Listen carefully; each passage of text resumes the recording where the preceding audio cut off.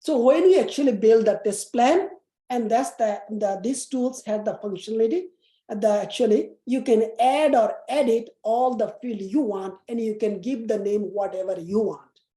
That's nice, right? In Excel, you have to write all of this yourself. But in this, you are actually test case template, you are actually putting all this together. It will be completely different project by project. As I said, as long as you're open and adaptable, you can work on any environment. There should not be any problem. But we think always you test against a user story. A test cases always needs some type of precondition. A test cases, excuse me, need the test data. We need the expected outcome. We need the comments. If you want to add more, you can add more because it's all good to go. You can do everything yourself. So that's we'll be doing it as well.